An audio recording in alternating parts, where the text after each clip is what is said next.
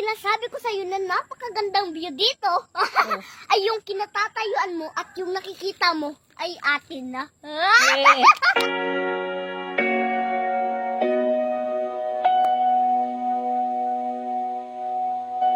Kasi na to, itong lahat ng nakikita mo.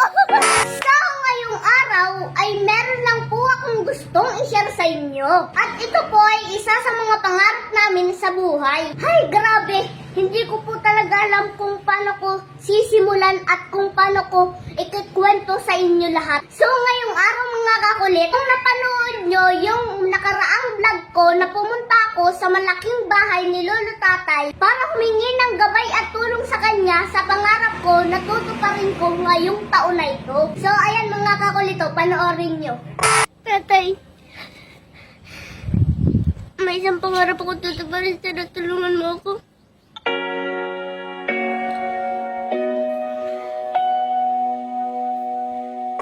Ito yung kahulihan na sinabi ko dun sa video na yon. Ito, panoorin nyo. Ayan mga kakulit, at dun nga sa nabanggit ko na yung isang pangarap ko na tutuparin ko ngayong taon na ito, ay yung pangarap na yon ay walang iba kundi abangan nyo sa susunod na vlog namin. O ayan. So ngayon, yung sinasabi kong pangarap ko na yun sa nakaraang video ko ay ngayong araw na ito ay malalaman nyo. At itong pangarap na ito mga kakulit na natupad namin ay isa ito sa pinakamatagal na naming pangarap sa aming buhay. Dahil kung hindi nyo natatanong mga kakulit ay sa nung naging mag-asawa si mama at si papa hanggang sa ipinanganak ako at nagkaroon ng isip sa mundo ay mula po noon hanggang ngayon ay umuupa pa rin po kami ng bahay. Yan.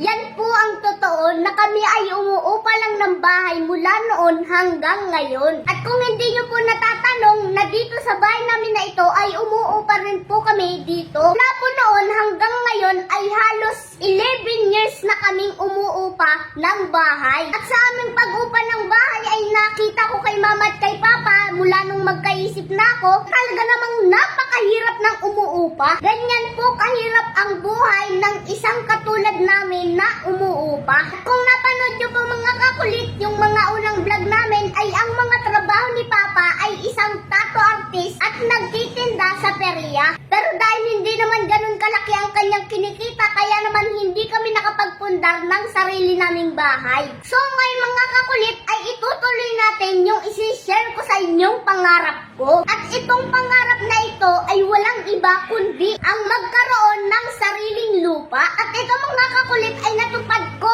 dahil sa aking pagiging isang munting content creator. At ito ay bago ang lahat ay tiningnan muna namin ni Papa kung okay nga ba yung pwesto. Ito panoorin nyo. So ito mga kakulit, ito yung lupa na pinapangarap namin. Yan. So ito mga kakulit, buhat dito hanggang dun, tapos dun. Yan, tapos dun pa. Yan. O, di ba? Malawak na din. So, ito mga kakulit, hindi ito alam ni Mama. At ito, iso-surprise namin kay Mama. Ayan, o. So, ngayon mga kakulit, ito mga kakulit, ito pong natupad namin ni Papa na lupa ay hindi pa po alam ni Mama. Ayan. So, ngayon, ang plano namin ni Papa ay iso-surpresa namin ito kay Mama dahil isa ito sa matagal na niyang pangarap. Oh. At ngayon, kaya nagawa ko itong vlog na ito ay wala dito si Mama at nandun siya kina Lola Nanay. At ngayon ay aantayin muna namin ni Papa na umuwi siya at saka namin isasama siya ni Papa dun sa lupa na yun. Ayan. So ayan mga kakulit at aantayin lang namin ni Papa si Mama at dadalhin na namin siya dun. Papa, nandiyan na si Mama? Oo. Tara. Mama, halika, sumama ka sa amin ni Papa. Saan? Basta halika, sumama ka sa amin ni Papa. Sige, sige. Tama. Sama si Bibi? Kasama si Gigi. Oh, manda ka, Mama. Halika dito, Mama. Ay ka na dito sa ating laptop na tatlong gulong.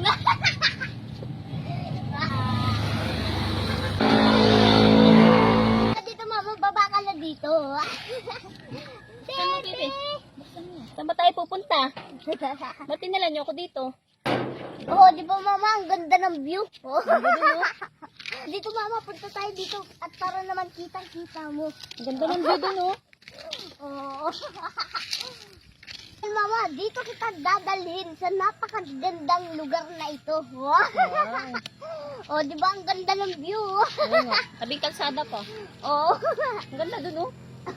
Dito mawawala lahat ng problema mo at matatanggal lahat ng stress mo. Yan oh, ang ganda oh. Pagwasan mo. Oo, ang ganda.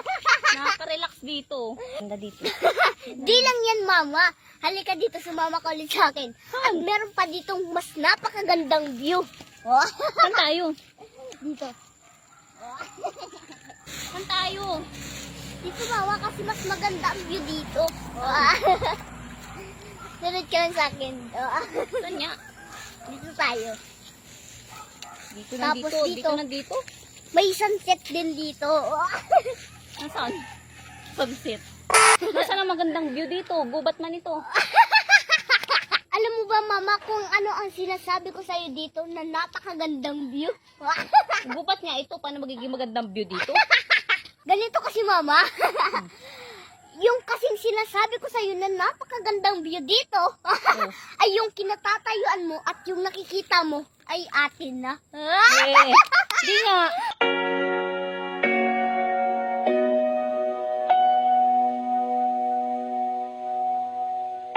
Ito na to. Ito lahat ng nakikita mo. Yan ah. Atin na to. Sigurado ka? Di nga. Totoo, mama. Ito, oo. Wow! Oo. Hindi nga, de. Pa, ano? Sa atin nga to? Oo nga. Totoo? Oo. Wow! Yay! May lupa na tayo! Yay! Malawak na din to. Hindi nga, bebe. Sigurado ka? Sure. Hindi nga, de. Sure ka? Oo. Sa atin to? Mula doon.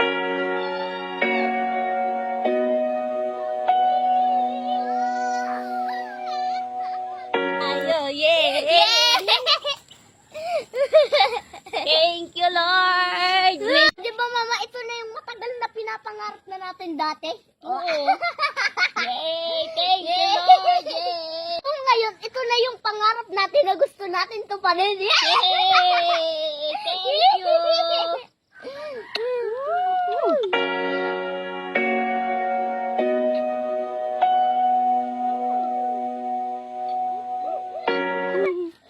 Yay! Hindi nga lang namin ito sinabi sa'yo ni Papa kasi ang gusto namin ni Papa ay isosorpresa namin ito sa'yo. Yay! Oh, di ba? Kailan pa? Ito, mama, ay mahigit ng isang buwan simula nung kinuha namin ni Papa. So ngayon, mama, tatanungin kita. Alin ang mas nagustuhan mong view? Yung nandun o yung na dito? Oh. Eh, syempre dito, ito yung sa atin eh. Hindi man sa atin yun. O, diba? Yung harap na yun, mama, ay kay Tito Ka-Dreamers yun. Tapos ito naman ang atin. Oh. Magkapit bahay tayo ni Tito. So ngayon, mama, di ba may lupa na tayo? So ngayon, ano ang gusto mong isunod natin dito? Syempre bahay, kasi may lupa na tayo. Para hindi na tayo nangungupahan. O, diba? Di ba, mama, kami na ni Papa ang tumupad nitong lupa? Oo. So ngayon, ikaw na tutupad ng bahay. At ito ang isa sa pinakapangarap ko sa buong buhay ko. Ang magkaroon kami ng sariling lupa at sariling bahay. Kaya naman sa mga kapwa ko bata na nangangarap din katulad ko, ay huwag ninyong isipin ang hirap na pinagdadaanan nyo. Ang isipin nyo ay yung pangarap nyo na gusto nyo tuparin sa buhay nyo. Dahil sabi nga lang walang mahirap sa taong puno ng pangarap. Kaya naman maraming salamat, Panginoon.